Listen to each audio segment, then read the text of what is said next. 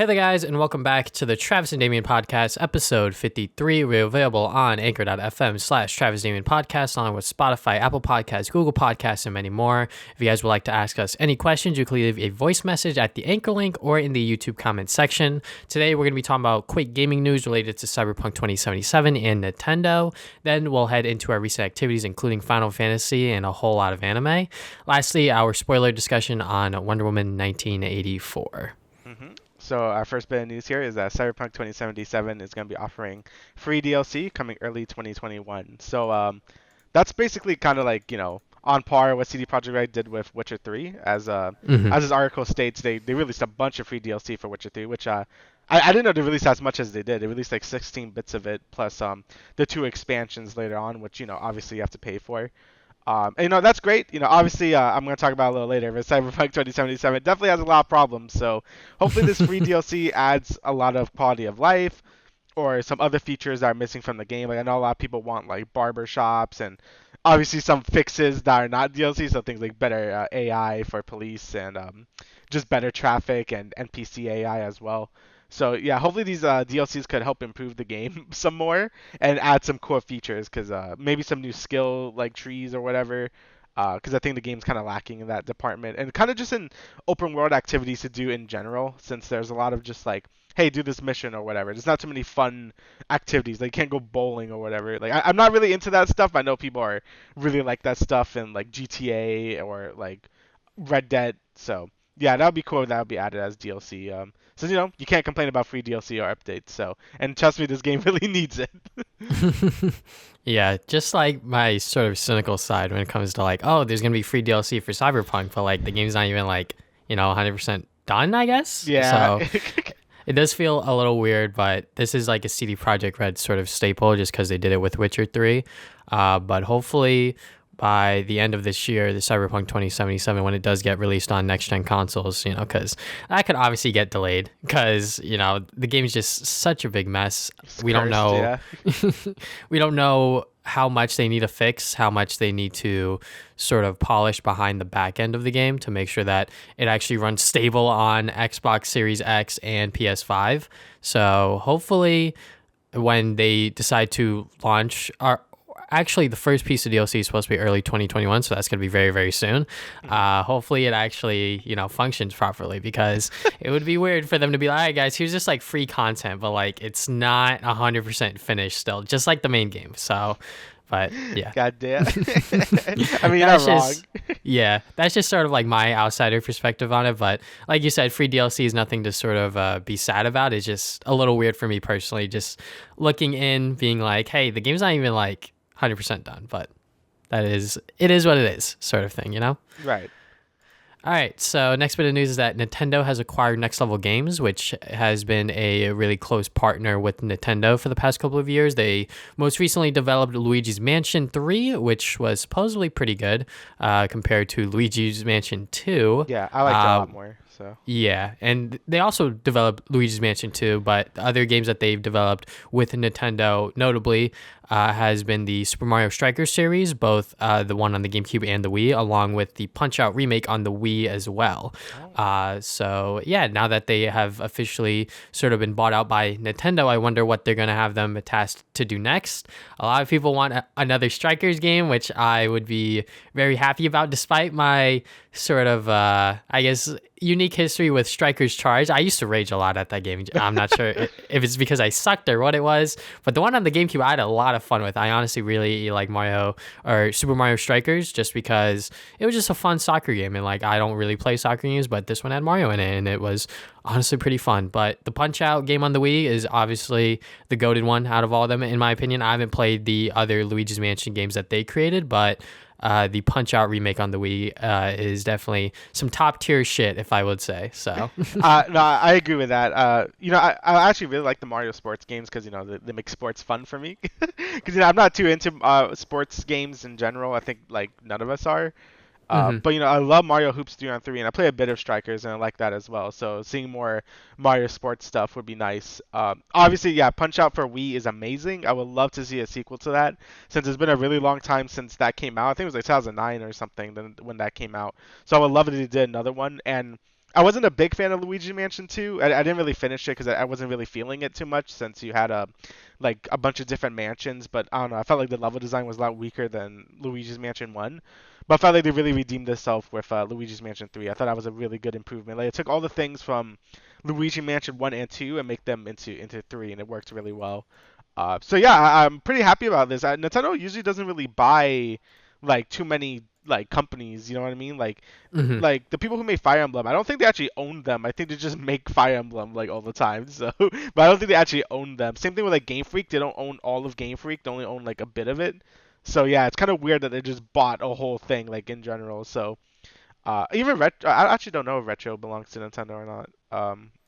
I actually don't know. But anyway, it's not like Sony, right? Sony's very upfront about the companies they have, like a Soniac, Naughty Dog, Sucker Punch. We don't really know too much about Hmm. Nintendo. It's kind of just like just do whatever. So it's kind of cool to see them like buy some more like people so they could keep pumping out games on the regular. So yeah, and Next Level Games made some good stuff. So I'm looking forward to see what they do with all this. You know.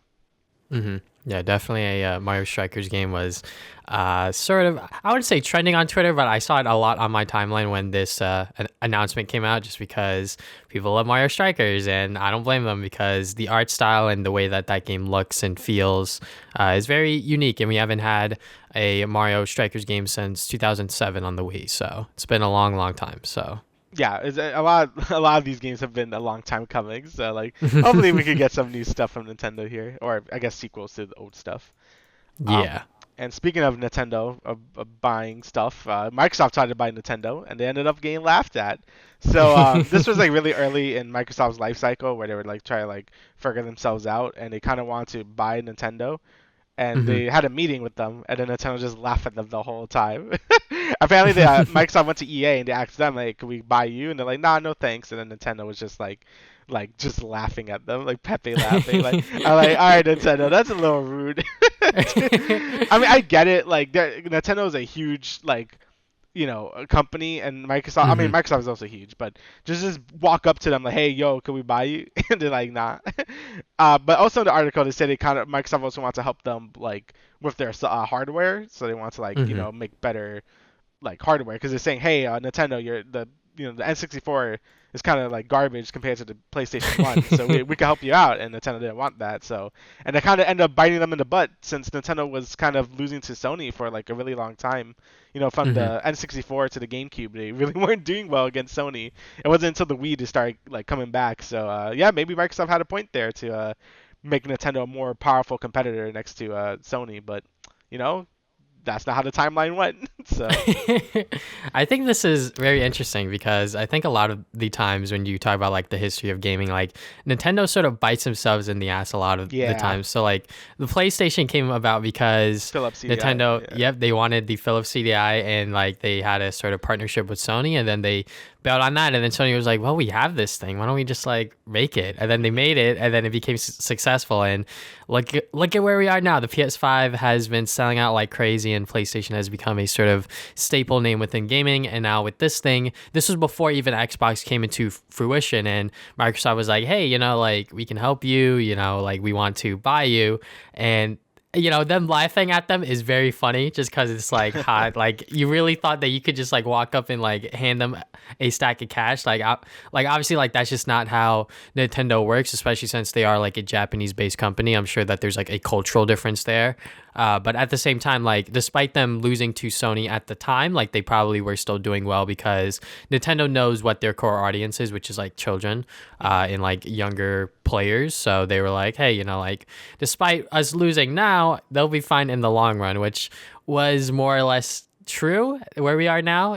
They've obviously had a couple of stumbles here and there, like with the 3DS at launch, and then they eventually, price cut that and then actually released games for it. And then they sadly made the same mistake with the Wii U. It's just that they didn't do anything. They actually just let that thing die. Yeah.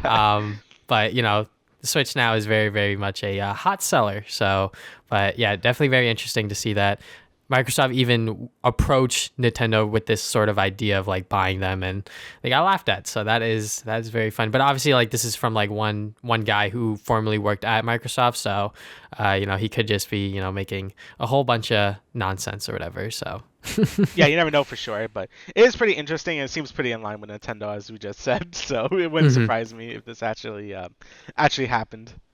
Yeah. All All right. right, so let's get into our recent activities. I'm gonna let Damien go first Yeah. because the anime is literally all me. So Yeah, Travis been watching a lot of anime. I've been slacking. I haven't even watched Attack on Titan yet. I'm probably gonna get started after this, but it's all Cyberpunk. good. Cyberpunk been taking all my time, and I finally finished it. I did everything. I made sure to really do everything in this game. I did every side quest. I did all the dumb little side quests. I bought like every car because I exploited the game. There's actually a funny glitch you could do if you get an item from a quest. And you could sell it to a vendor. And usually, when you buy back items in like any RPG, it costs the same amount, so you don't get any money. But there's a glitch where if you back out of the thing and then go back into the vendor, you could buy it for only like 5 like credits or whatever. So you could sell it again for 4,000, and then yeah, you just make a bunch of money like that. So that's what I did. But anyway, as for the game itself, I basically still have the same exact opinion I had in the past few podcasts, where I said, you know, the game has a lot of issues, but I think the main story and all the side quests are like super top notch. Like, and I still stand by that with finishing it. I think the game does a really good job with its characters, and each character has a really like great side quest, which could rival some of the main story quests. Honestly, like there really is no difference in quality between like these really high quality side quests and the main like story side quests. If anything, I enjoyed the side stuff more than the main story at times. CD Projekt Red really knows, I think, how to write some good characters, and they did a great job with all the characters in this game. Like I felt like every character had a good like sort of like side quests and like just have like to wrap up the whole endings and stuff. So yeah, I think they did a great job with that. And the main story itself was also really interesting. They had a lot of great dynamics between V and Johnny Silverhand, or Keanu Reeves as it is. I think Keanu Reeves is pretty good. I think he's kind of, a lot of people are mixed on him if he did a good job as performing as Johnny Silver. I think he did a good job. I know some people say he doesn't really fit the character too well, but I don't know. I thought he did a good job, honestly, and I just didn't expect it. I think a lot of people also said like, "Hey, they didn't expect Johnny Silverhand to be in like as much side stuff as he was," but he was like throughout the whole game he would talk to you, and that was impressive. Like that clearly shows where most of the budget went. It was having Keanu Reeves keep voicing this guy and throughout most of the side quests. But I think it's for his benefit. I thought he really added a lot to the game, and he didn't feel like just a cheap like, oh, here's like an actor, like a famous actor in this game. Like no, he actually felt like an actual character, and I thought they did a good job with that. But then we have all the issues of the game, right? Like the gunplay is okay. Like I actually kind of like the gunplay. It wasn't the worst thing ever, but it kind of gets really stale because unlike other games like Destiny or Borderlands, where you have a bunch of interesting loot, this game also goes for that sort of loot gameplay for some reason, and it just isn't great because a lot of the loot is very samey. You don't get any crazy guns like in Destiny or Borderlands. So a lot of times you're just like, oh, here's just a better revolver or like a better shotgun. Like it doesn't really like change anything. Like, there's not too many interesting stats to really get into. And that's kind of why I mentioned before where I don't think this game is a great RPG in general, because there really isn't much choice. Like there's a choice in the end where you could sort of pick what ending you want, but that's really it. Like that's really the only meaningful choice you get. Like there's some other choices, but I don't know. The game feels pretty railroaded into like what it wants to do. Which isn't great for like a RPG, obviously, mostly like a Hmm. Western one where Western RPGs are really into that, like, oh, choices matter. JRPGs less so, but Western RPGs I kind of expected more from that. Um, Obviously the amount of bugs and issues. I had my character T posing. There was some funny bugs where it was just raining cars from the sky. It was really funny. Quests would bug. A lot of quests would bug towards the end for me. Like, a lot of the beginning bits of the game, I basically didn't experience any, but towards the end, it starts getting a lot more buggy. Since I guess a lot of QA testers didn't get up to that point. So yeah, I started seeing a lot more quests bug out, which was kind of annoying. Obviously, the driving isn't great, especially on PC. I got used to it, but definitely not ideal. You don't have to do a lot of driving, thankfully, but yeah, it definitely isn't the best driving controls ever. And yeah, basically just like I don't know, like the game has so many. I can't speak for the console performance, right? Because I didn't Hmm. play. I played it on PC, but obviously it looks horrible. Like I've seen videos. I've seen Digital Foundry. The game looks absolutely awful on base PS4 and Xbox One. And if you really want the game, I'll say just wait in general. Like even if you really want the game, I say only get the game if you have a high-end PC and if you really want it.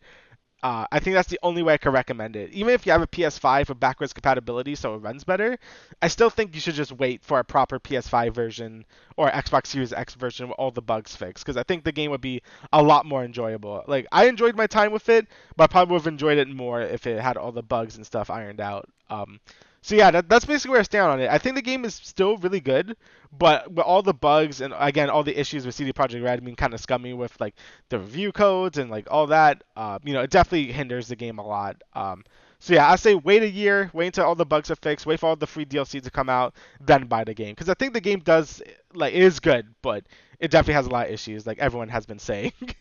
Hmm. um, so next, the Final Fantasy VII remake. I played it again. I played it on hard mode, so I could get my platinum trophy. I basically did everything in the game except play it on hard mode since I got kind of burnt out Hmm.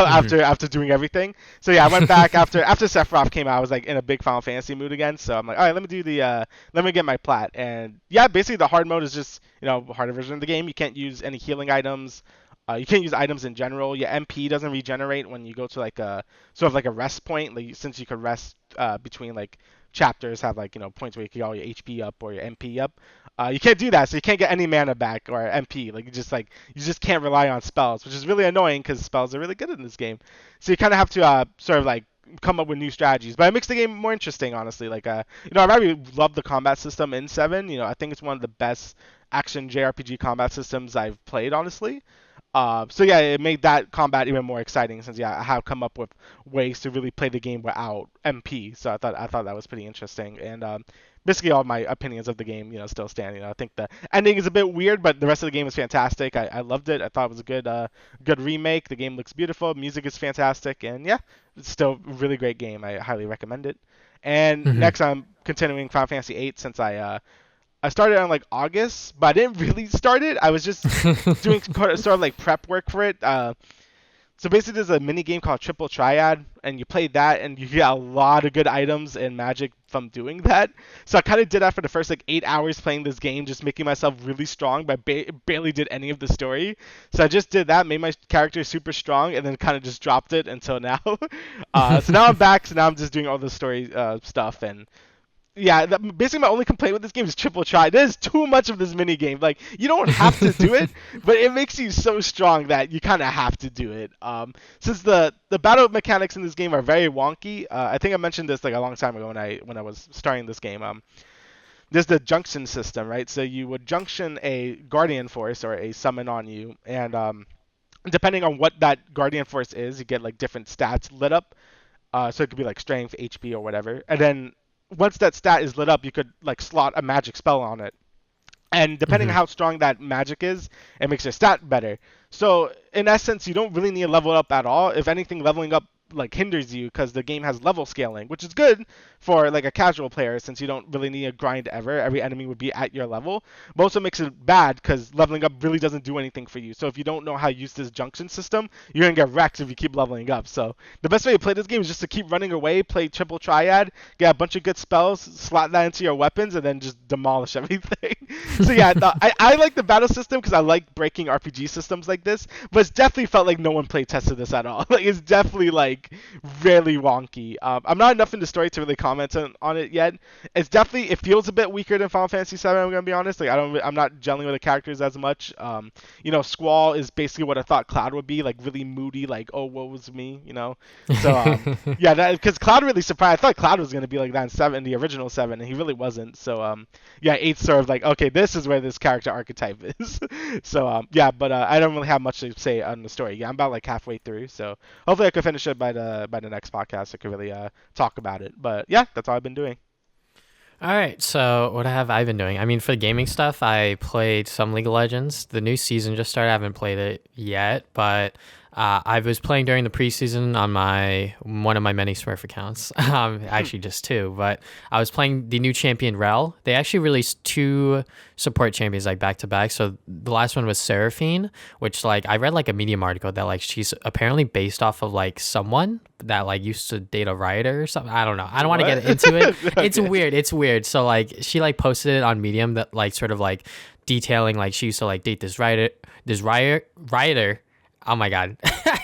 and and like Seraphine looks just like her. Like she likes cats, like the way that she looks and stuff. Like, and I was just like weirded out, like just like reading the article and just sort of like, you know, like diving into that sort of aspect. So like I haven't played Seraphine yet because of that. I'm gonna be honest, but Rel I have played. She's a tank support and she's all right. I was obviously playing on a much lower elo bracket, so my time with her was somewhat easy at first. But the further or like the more I played of her, the more I realized that like she does have weaknesses. So for example, her laning phase is really dog. Like it's really fucking bad. Unless you're laning against like other like melee supports that have like bad laning phases like Alistar, Rel really struggles against like Thresh and Leona. So, but yeah, supposedly the meta is pretty much like still tank supports that like roam around. So when I play tomorrow, you know, for the ranked season or whatever, maybe I'll see exactly what all that's about.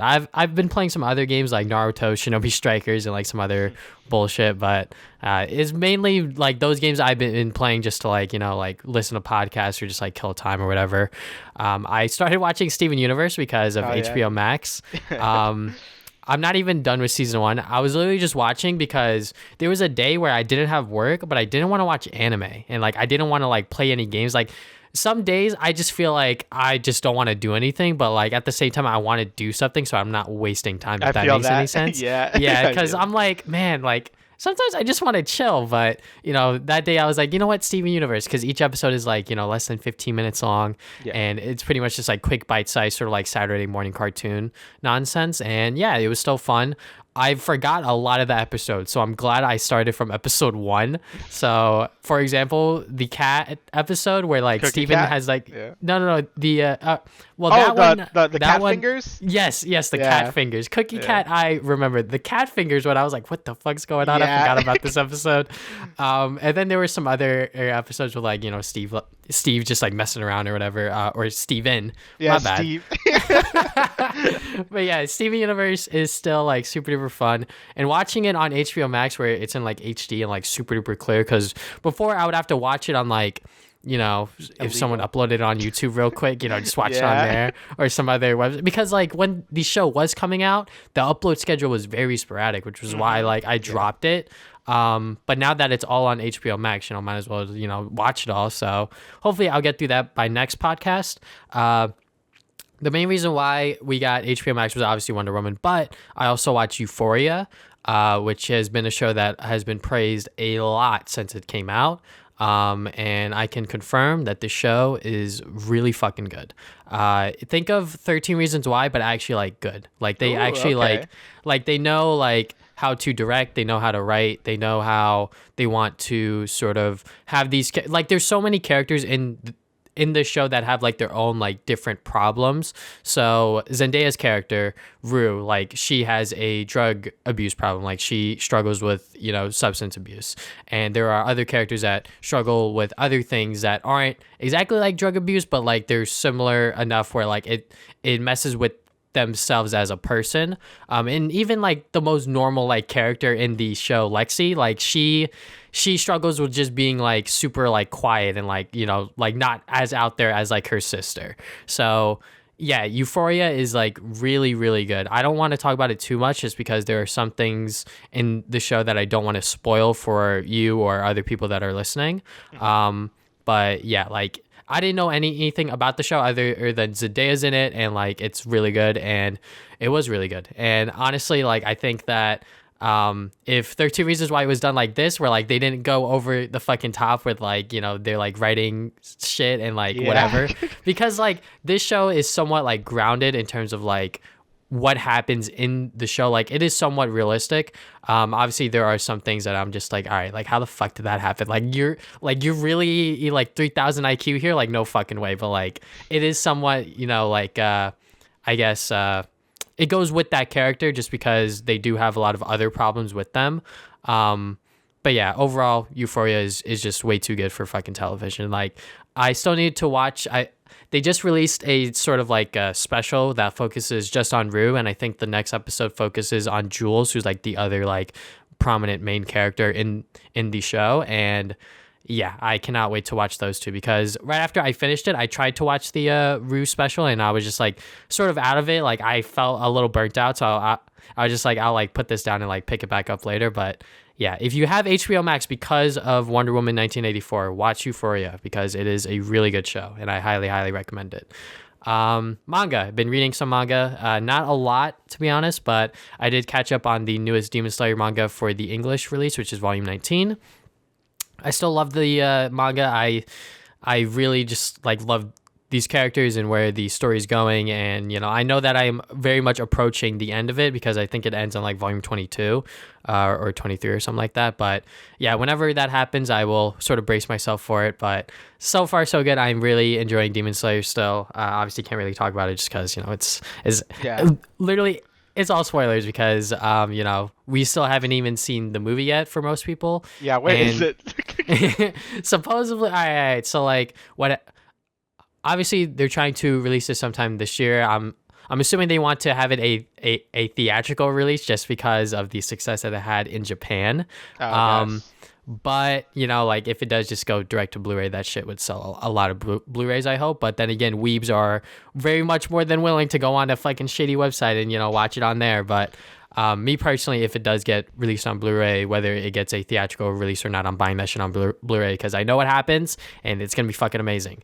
But supposedly what the delay is with like Demon Slayer, like animation overall, is because now that the Demon Slayer movie has become like the number. All right, so like this is like a report that I saw like on a like YouTube video. So supposedly this is a credible source, but don't entirely quote me on this. So with the delay of like season 2 of Demon Slayer is because of everything that's been going on with the movie. So the movie now is the number one sort of like box office breaking movie in Japan. Like it literally took over Spirited Away. Like that is fucking crazy. That's right? crazy. Oh my god. Yeah, like that is insane. So it is literally the number one box office movie in Japan of all time.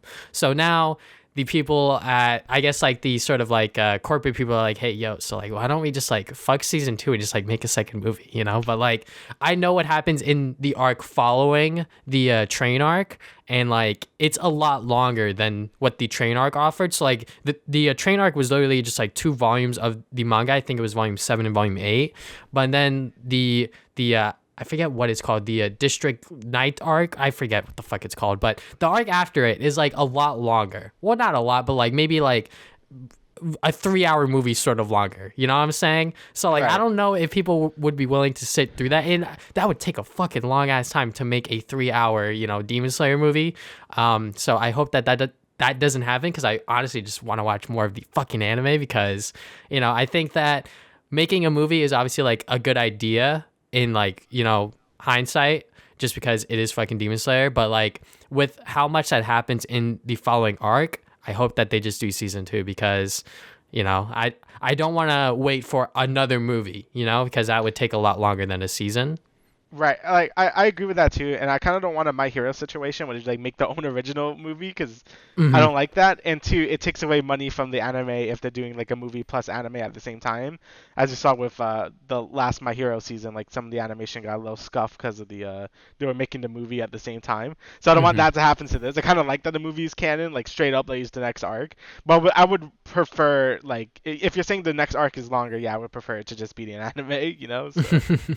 Yeah, definitely still excited about Demon Slayer. Just I just want the movie, because I just want to see all of the shit that happens that I read like animated. So Yeah, I do too. I didn't even read it. look, this is what happens when you're a manga reader now, is what I've learned just from like going on Twitter and shit, is that like people are like, man, I can't wait for this shit to be animated, and I fucking feel that when I'm like reading Demon Slayer or whatever. So but My Hero Vigilantes is the other manga that I've been reading, which is a spin-off of My Hero that focuses on the Vigilantes, which are pretty much people without hero licenses. And I've got through volumes 2, 3, and 4, and it's honestly been getting a lot better. So far it was like sort of like okay, it very much felt like My Hero still, so I was still like down with it. But after reading volume 4, it got like really, really good because like they revealed some things, and I was just like, oh, okay, so that's fucking interesting. But yeah, overall, My Hero Vigilantes, it's good.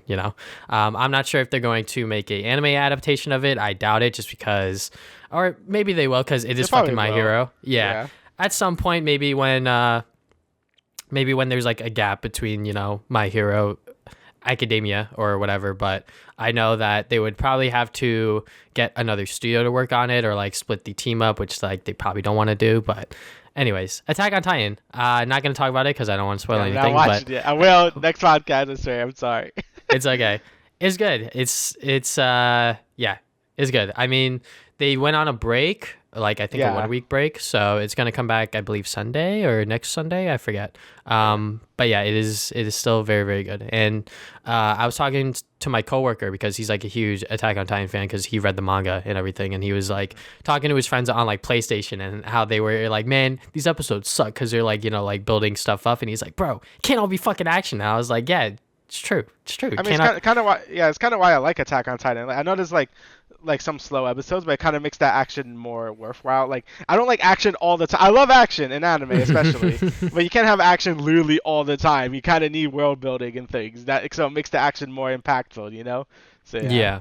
So then it makes those like reveals in those moments, mean more. So yeah. Jujutsu Kaisen is pretty much the latest, newest shonen anime, and it is still really, really good. Yeah, that's all I can really say. I mean, people are like crazy over this anime. Like, it is honestly insane.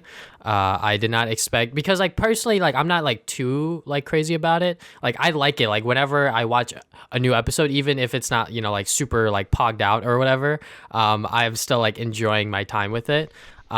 Shit, we didn't talk about PogChamp. Anyways. Yeah, Pog is dead, so sorry. I mean, we'll talk about it next episode if it's still relevant. But yeah. Jujutsu Kaisen, it is still like really, really fun and really, really good. The animation is still like pretty good as well. So, but yeah, I still like Jujutsu Kaisen. And I don't really talk about this when it comes to anime, but like the intro song for Jujutsu Kaisen is like a banger. The outro song's a banger. Full Metal Alchemist Brotherhood. I got up to the point where they changed the intro, so now I'm like, I think more than halfway through the first time they changed the intro. Oh, they changed it again? Yeah. So yeah. I'm after the first time that they changed the intro, and yeah, Okay. I'm still really really liking Full Metal Alchemist Brotherhood. Yeah.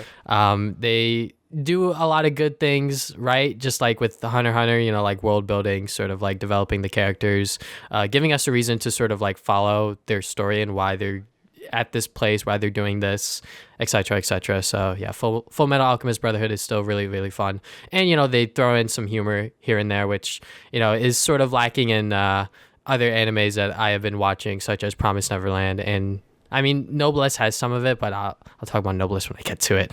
But yeah, Full Metal Alchemist Brotherhood is still super duper dope. Inuyasha, I'm at the point, I forget which. Oh my god, I should just open my Annie list and just like. Should just look it up. Yeah, So what the fuck is my anime. my Annie list? Annylist.co. Is that even oh fucking hell. All right. Anyways, so when it comes to Inuyasha, I've been watching it on Hulu just because they don't skip the intro or whatever. And I'm at the point where it's getting like kind of fun. I'm gonna be honest, just because now the next episode I have to watch is episode 22 out of 167, which doesn't even include like the final sort of like series that they created to go and adapt the last like chapters of the manga. So I'm still like long ways away from like finishing it, but I'm at the point where like Keiko and Inuyasha like have feelings for each other, but like they don't want to say it, so like they're both just like going through their own shit, and I'm like, bro, can y'all just like get it over with? Like, what the fuck are y'all doing? But it's still fun, it's still entertaining. Keiko goes into Inuyasha's world and then comes back to her world, etc., etc. It's not like modern sort of isekais where like they want to stay in the world or like they don't even have a chance to go back to their world.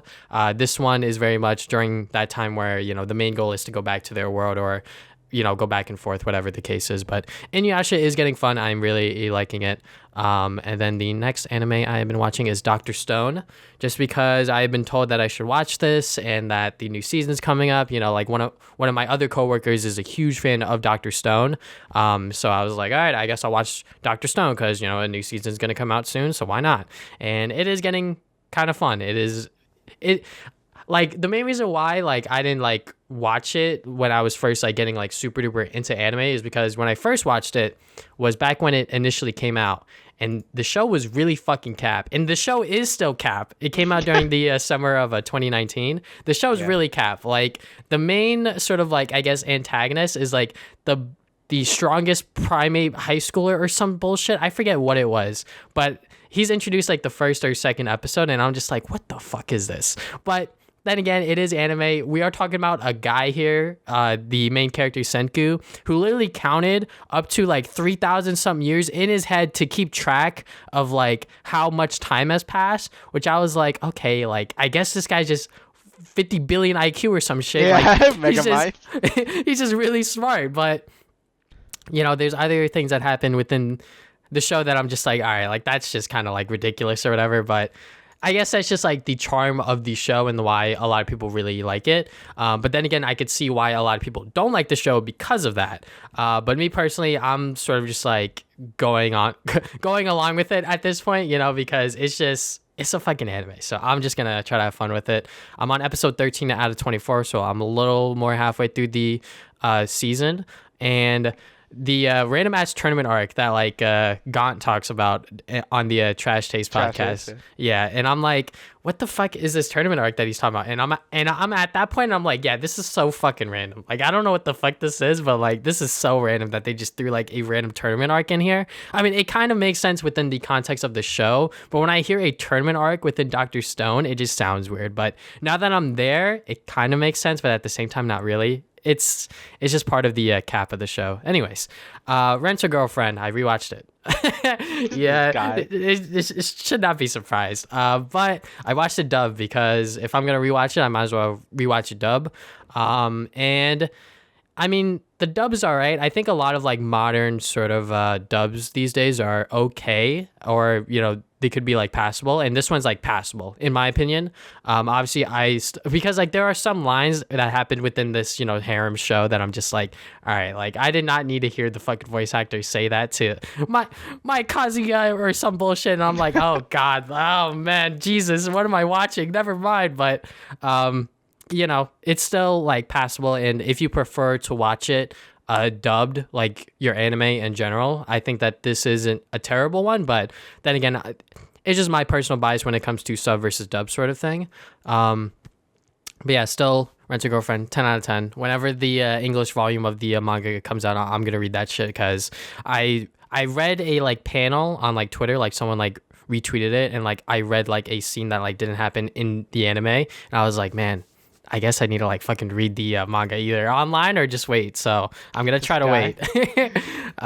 The Promised Neverland. So this one sort of just happened like literally last night. I literally watched all 12 episodes because I was informed that the new season has started, and I was like, shit, I don't fucking know. Or like, I know what happens, but I don't remember every little detail, you know? Remember, I watched it and I forgot. So I'm probably going to rewatch it also. Yeah. So literally I literally sat down last night, like around like 5-6 p.m. and then just watched all of it. I was like, what the fuck? Like I literally just did that. Like, that's crazy. But then again, like the show is just like that good. Like, despite me knowing like what happens and like all of like the good sort of like plot points that happen, I was still like enthralled and like very interested to, you know, keep watching and go on to the next episode, because I was like, wait, what was gonna happen next? Shit, you know. But I still love The Promised Neverland. It is currently streaming on, I believe, only on Hulu and Funimation. It's not on Crunchyroll yet, which is weird. I'm not sure if they did some sort of deal with them, but thank God I have Hulu, because I'm going to watch it after this podcast whenever I finish editing it. But yeah, The Promised Neverland, I'm very, very excited to jump back into that, because supposedly it gets really good.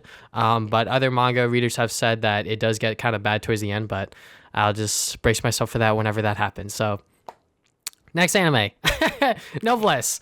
I finished Noblesse out of just sheer, just like will. Obligation. Yeah, just sheer obligation. Because honestly, like I hate dropping anime. Like if I'm gonna start something, I want to finish it, sort of thing. Right. I don't mind putting it like on pause, like with Dragon Ball Super. Like when I get back into Dragon Ball Super, because I literally just have the last arc. I'm probably just gonna rewatch it all, because when I was watching it on Adult Swim and then some other websites, because Adult Swim didn't have all of them. And then I was also watching some of it like subbed, because I want to watch it dubbed. Like despite like what happened with the whole like Dragon Ball Z voice actors, whatever it was, like a year or two ago, with like Yeah. them like doing that like weird fucking shit with the voice acting. It's gonna be kind of hard to not support Funimation now, just because they recently just bought Crunchyroll, so it's kind of fucked now, you know, for American sort of anime watchers to not support Funimation. But anyways, Noblesse. Noblesse is still fucking bad. I'm gonna be honest. And I will die on this hill. I don't care. Like literally after watching all 13 episodes, things just happened. Like I'm not sure if it's just because I wasn't paying attention, or if it's because the show was just fucking boring and like it had no real like sense of direction. But all I know is that when I watched Gon's video talking about the sort of like animes that were premiering during Noblesse's season, he was like, it's fucking boring. And I was like, thank God someone else can say it, because like this shit, what like at first, like episode 1, I was like, oh, okay, like I can see where they're going with it. And then they just sort of just like do whatever the fuck they want. I don't know. Like I don't remember any of the characters' names. I don't know exactly what was going on during like the whole like grand arc and like grand story of things. There's like, I guess they're like demons or vampire. I don't even know what they are. Like they're just like fighting and like they just have powers and auras and shit. I'm like, all right, so like cool stuff's happening, but why is the cool stuff happening, you know? So definitely the worst sort of webtoons anime, unfortunately, just because this one was like going to be the most different out of the other two, which God of High School was literally just a big ass tournament arc with just a bunch of fighting, and then the Tower of God was just another sort of like shonen that was sort of scrunched into like a 13-12 episode season. But if you had to watch any of them, definitely watch Tower of God, because that one actually has a story. God of High School, you know, is literally just fighting and like really sick animation. So, but Noblesse, like, it had good animation. It's just that I didn't know what the fuck was going on, but I'll move on from that. Haikyuu. Haikyuu last season ended right after we finished the podcast last episode, and Haikyuu's still really fucking good. I cannot believe how good this anime is, and now we have to wait however long for another season, unfortunately, which is gonna suck, just because you know, I am kind of tempted to, you know, buy the manga whenever I get the income for it, but yeah, Haikyuu to the top part 2 was really, really good. I think part 1, obviously, it was like setting up everything, but part 2 was obviously when like the match was going on and like pretty much everything was going into fruition, and there were a lot of hype moments, and I was like, man, that scene was fucking beautiful, you know, like shit was happening, and I was like, I love it. But yeah, Haikyuu is just awesome. Fire Force. So this was a anime that I did not expect me to finish, but I was just kind of like, well, I might as well, you know, just sit down and just finish all of it. Fuck it, why not? So Fire Force has always been an anime that I've been told was trash. So the first time someone told me this was Twitter on Shofu. Shofu straight up tweeted, Fire Force is trash. And I was like, oh, damn, you know, I guess it's really bad. But the more, you know, I got into anime, the more I learned what its flaws were, which was pretty much just a shit ton of fan service, which is still true. Just like random ass fan service, which is like my main problem with it, is that like a lot of the jokes and a lot of the fan service just fucking happen out of nowhere. And like the jokes don't land for me. I'm not sure if it's just because of its humor or what, but like when they make a joke, I'm just like sitting there like straight up, like straight face, just like not laughing. But when I watch like other anime that have like humor, like Full Metal Alchemist or Dr. Stone, Jujutsu Kaisen, like I'm laughing sometimes. But like Fire Force, man, like the fan service and just like the funny moments just like don't hit for me. But when it is doing like it's sort of like story stuff about the sort of first or like sort of developing the world of Fire Force, with like the first generation, second generation, third generation of like these like fire, I guess, wielding people, and then the sort of what's it called? So like you follow like this one sort of like, I guess, fire team or whatever, and like there's other ones around you that are like sort of corrupt or whatever, and the main story that you're following is fucking what's his name? God damn it! I can't believe I forgot his name. Bear with me, guys. Fucking bear with me. God damn it. Shinra. So Shinra, his story is pretty much that like he he blew up his house by accident when he was younger and pretty much killed his mom and his little brother, which Oh my fucking God. sucks. So like that shit like sort of like brought me in, and like what he wants to do is like obviously like help other people and like not have like that shit happen obviously for like other people or whatever. And yeah, like it's a overall like average shonen. Like there's obviously like the sort of like rival sort of ally character to Shinra, which is Arthur.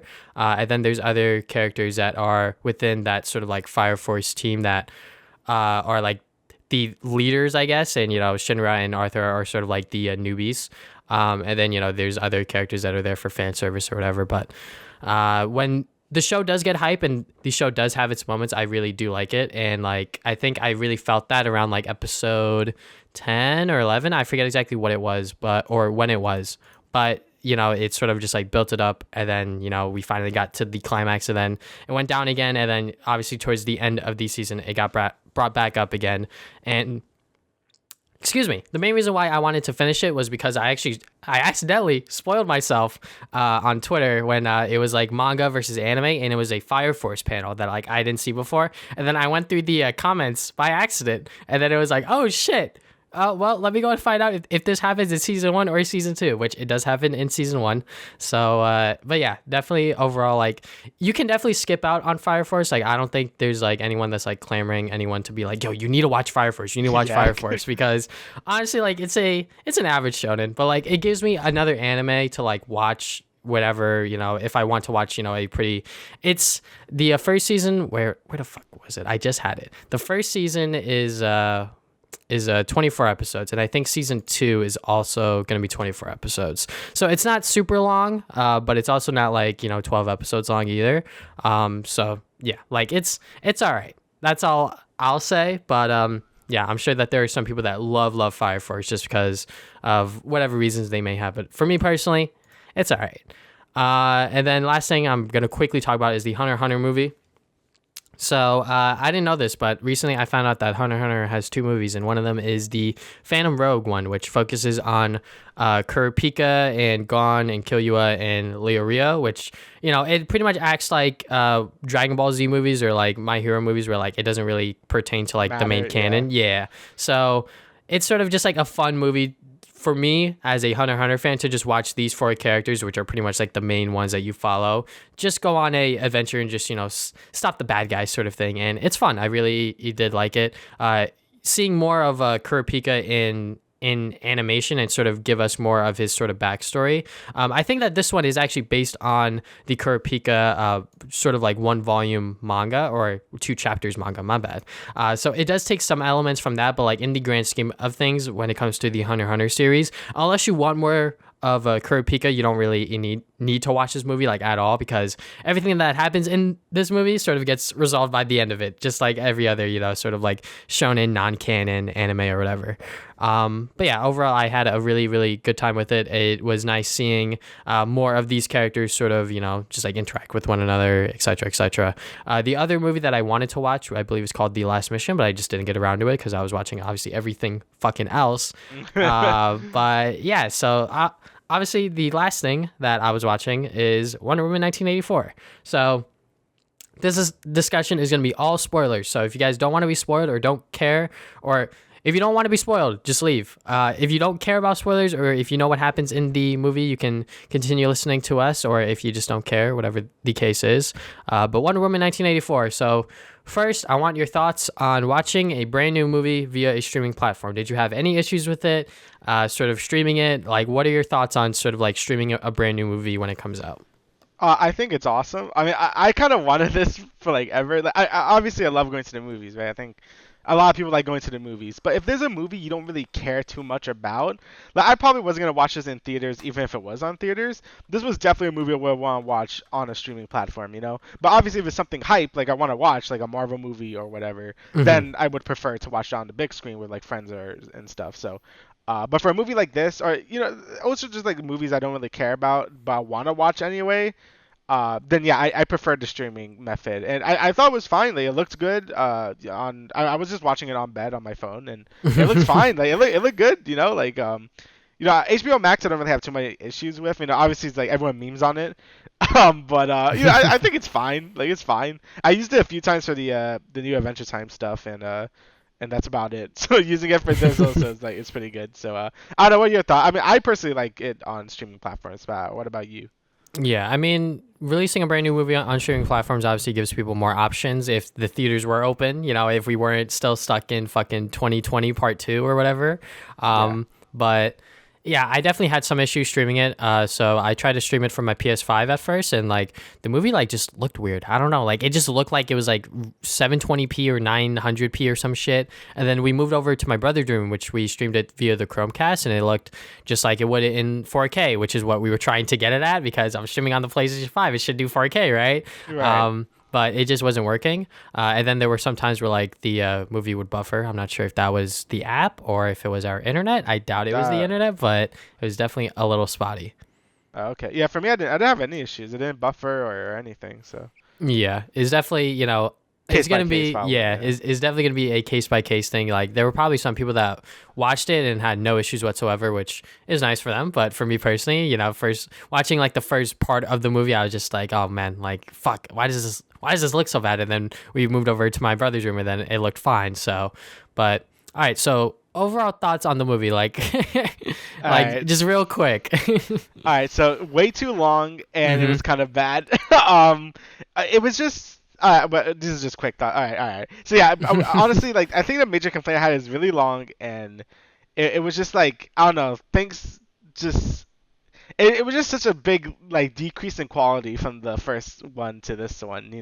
hmm Like I feel like its themes were like so up in your front on your face, like oh the truth, but it didn't even really do anything with that until like the end. Like it's not really, I don't know why they forced that message on you in the beginning. Is like I don't know, like I have a lot to say about it, but general thoughts is not good.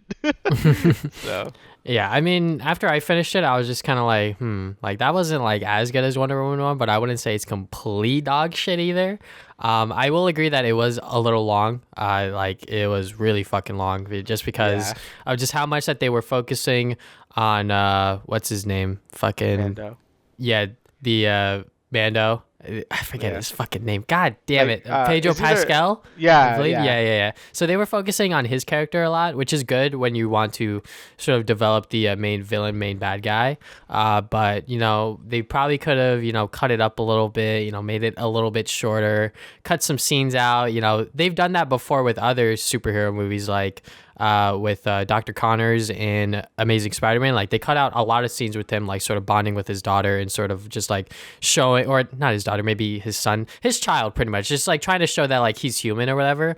They did that a lot with Pedro Pascal's character to sort of show that like despite him doing like these really shitty things, like he still loves his son, which is the sort of like the big payoff at the end of the movie where he is like, I love my son and shit, just because like Yeah. they did that like that super quick like flashback sequence, like showing like his like really really shitty childhood, which I was like, god damn, like they just threw all that at us like at the end, which probably could have been thrown in maybe a little sooner. I'm not entirely sure, but definitely the movie being really long was a sort of bad thing. And then there were just like a lot of other things going on. So the I forget what her name, the cheetah Barbara. girl, yeah, Yeah. Barbara, like they also had her in the movie as a sort of like antagonist, and like they did focus on her like a decent amount just to give us a sort of character that was close to Wonder Woman, but she was kind of like out of the movie for like a good chunk of it just so we could focus on Pedro Pascal's character. But yeah, it just felt like that there was a lot going on, and because there was a lot going on, they made the movie so long because of it. But yeah, overall, I think that the movie isn't terrible, but I don't think it's like A1 either, sort of thing. I mean, yeah, I didn't hate it as much as everyone else did. It kind of felt like how I felt about Suicide Squad, right? Like I watched that and I didn't hate it as much as everyone else did, but I hmm definitely didn't think it was good. And I kind of feel the same way about this movie. It feels very early 2000s superhero movie, which is hmm like a shame because again, I really liked the first Wonder Woman. Like I think it kind of fell at the end with the whole like unnecessary final battle with Ares. I'm like, why is this here? That I thought that movie had a good theme where it's like, oh, the God of War isn't like an actual God of War, it's just like humanity. I'm like, yo, that's so good. And then they had to put Ares fight. I'm like, all right, whatever. But besides that, it was really good. I honestly really liked Wonder Woman, and I thought DC was really hitting it out of the park with Shazam and Joker also. Like I really like those movies. So I was pretty excited for this one, and it ended up kind of like this, which kind of just feels like a just kind of like an unnecessary sequel, or it just feels like it doesn't really do much with like any of the characters. Like Wonder Woman doesn't really do a lot. Like she fights the bad guys, but like it really doesn't feel focused on her at all. Again, it's more focused on Pascal's character, which is not bad or anything. Like it's good to have a hero movie that kind of focuses on the villain and give him more to flesh out. But I feel like you don't really like get that until like the end where you see his like again that really quick flashback about his really bad childhood and him wanting to not be a loser, I guess, or whatever. Hmm.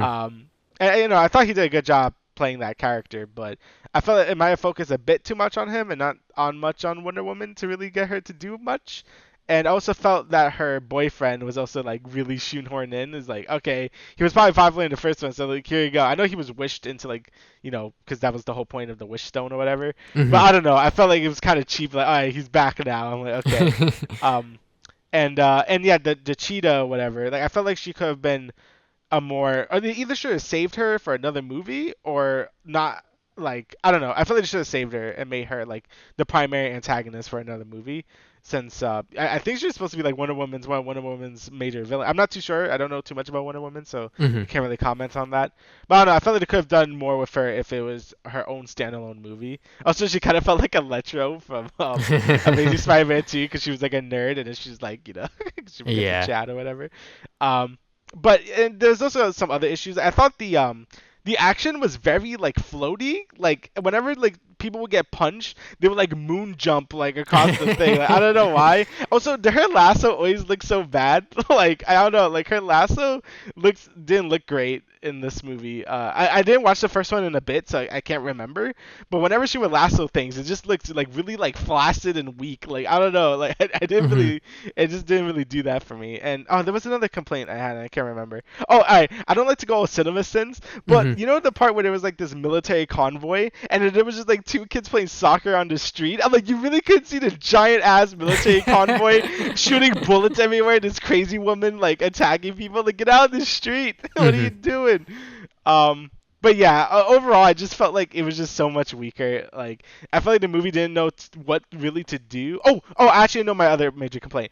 Oh, not major, but it's also like another Cinema Sins moment. So when Wonder Woman was talking with her boyfriend, and he was just like, "Oh, look, well, what's that armor over there?" And it's like, "Oh, this ancient armor this other person in my like tribe like wore, and it's like really cool." And he's like, "Okay," and then they don't mention it again. And then in the final battle, when Wonder Woman's flying to like the to that island with the I guess where like the satellite and stuff are, Hmm. she just shows up with the armor out of nowhere. She had that. She didn't have that on her at all. I'm like, where did that come from? She also didn't have like any like intentions of bringing it with her. Like I'm like, what? Where did that come from? And then it gets destroyed in like 2 seconds. I'm like, okay. So yeah, that was weird. And obviously the CG. The final CG fight was also kind of iffy. The cheetah kind of like the cats from Cats, that movie. So yeah, obviously I think the movie had a lot of issues, and it was all right. Like I kind of enjoyed it like Hmm. at some points because it felt a little cheesy, and I was like, okay. But for the most part, it just felt like it kind of dragged a bit, and it just is really disappointing from someone that really liked the first movie. So yeah.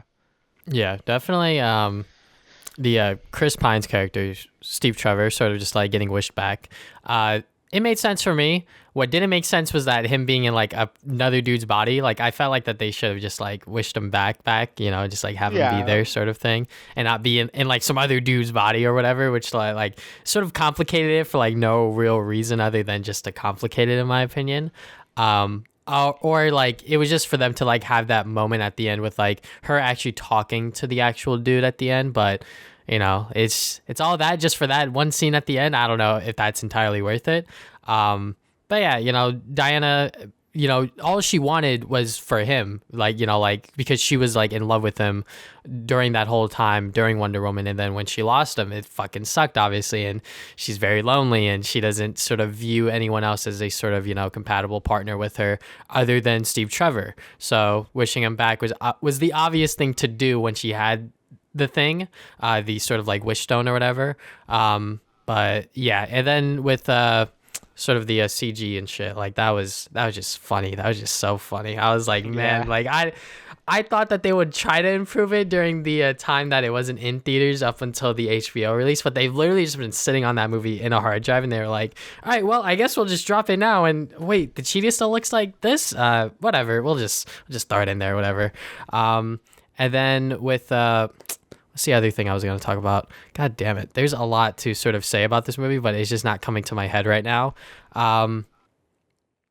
God damn it, what else is there? Fucking hell. Okay.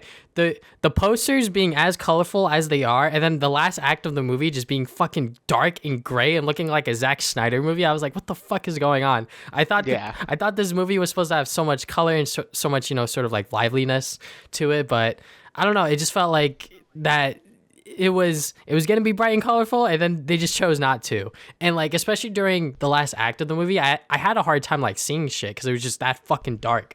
And then the action thing. So I think they did it on purpose, where like everything looks floaty because Gal Gadot is on like the sort of like ropes or whatever, Right. to sort of just like give that same effect that they did with like the past sort of like Wonder Woman incarnations, to sort of just like play into that sort of like cheesy aspect of it. But yeah, in like the lack of action, which has been a major complaint for people, is like, man, they just fucking talk all the time and it's fucking boring and there's like no action. I mean, in my opinion, just like with what they were doing with the movie, like it makes sense for them to, like Steve Trevor and fucking Diana are just chilling, and then randomly they get like attacked or whatever. I don't think that would have fit the movie either. I feel like when there was action, it made sense for the movie, but then again, the movie itself, it didn't really play into that sort of like action superhero sort of generic movie, I guess. Right. But when when it was just Diana and Steve Trevor just like walking around, and like him, like he's like, wow, what the fuck? There's planes and shit. Wow, this is art. This is fucking breakdancing or whatever. Yeah. Like that, like all of those scenes with him being like a fish out of water was just so much fun, because like it's just funny just like watching him being like a fucking dumbass, being like, oh shit, what is that? So Yeah. it was definitely like, there were definitely good moments in the movie that I really did like, which is why like I'm not completely shitting on it, but definitely like it was a little long. It definitely had like a lot to say for a message that was like, oh, like just because like life sucks, it doesn't mean like you need, X thing to like make you happy or whatever. Because, like when people were like making their wishes, it was like, I want to be a millionaire. And then, some other bad shit would happen in their life, which was like the main effect of it. So like, when like she wished for Steve to come back, she was like losing her powers or whatever. And then when Cheetah Girl, she wanted to be just like Diana. Well, she was just like Diana. It's just that she also became a fucking bitch. So that was obviously the effect of her, but like she didn't notice it or like didn't really care. So sometimes these side effects could be, something that they just don't care about, or like they're willing to let go, or like it's something that like they obviously need. For example, fucking Diana, when she like got shot and everything. Supposedly Wonder Woman isn't bulletproof, but just because I guess she was like losing her speed or sort of just like finesse as Wonder Woman, she was just slowing down and like was losing her power slowly, which is why she, took a hit and she wasn't able to block it with like her armor pieces or whatever. But yeah, and then when it came to Maxwell Lord or whatever, Pedro's character, I felt like that he was definitely like the better villain compared to Cheetah Girl. But then again, like Cheetah Girl, she was there to sort of set up Maxwell in a sense, because she is the one that gave him the stone, and then he wished to become the stone, and then he was like shitting on himself the whole time someone made a wish for his like own personal success for like his son or whatever, which is sort of like a iffy spot, because I'm not sure if he was truly doing it for his son, because at a certain point, like, bro, you fucking made it. Like, I don't know why you're like going on like national television to like wish everyone else shit in exchange for you to like sort of be healthy at the same time or whatever. But yeah, I don't know. It just felt like that this movie was definitely all over the place for a 2.5 hour fucking runtime. By the way, which was kind of crazy. Oh, one thing I do like about this being on a streaming platform is that I could fucking skip the credits so I could see the after credit scene. Yeah. That was fun. I was like, oh wait, we could just like fucking skip all this, real quick, and then okay, the after credit scene itself was just like a little nod to the first actress that played Wonder Woman, which she is supposed to be. What's her name that had like the armor or whatever? Yeah, that lady. Yeah. So they might use her. Aster or something. Yeah, yeah, some whatever. She's supposed to be in like Wonder Woman 3 or whatever, which is what I'm assuming they're trying to set up now. But yeah, overall, Wonder Woman 1984. There are definitely some rough patches with it. So those that like really enjoy the movie, like more power to them because they really do like the message and sort of like the sort of like theme that the movie was going for. But yeah, definitely. There are some areas of it where I was just like, that's a little iffy, or like, why wasn't the movie as colorful as the fucking posters were showing it or whatever, that's just like a little minor complaint or whatever. But overall, I think that Wonder Woman 1984, it's all right. Yeah, I mean, for me, it was a little less than all right. But if you want to watch, if you're a fan of Wonder Woman, then I guess it wouldn't hurt. But yeah, it was definitely disappointing for me. Yeah, definitely. And, some people say that this shit would have flopped if it went to theaters, which might have been true, to be honest. But, because they put it on HBO Max, a lot of people did see it that probably weren't going to see it, like yourself. Yeah. So, but yeah, overall, I think that, it is what it is. Hopefully, this isn't a trend with future DC movies because I'm hoping the Batman isn't, this bad. But then again, that is a completely different director, completely different vision or whatever. So, but yeah. Is there anything else you would like to add, good sir? No, I think that's everything. All right. So thank you guys for listening to the Travis and Damian Podcast, episode 53. We will see you guys 2 weeks from now with another episode. See ya.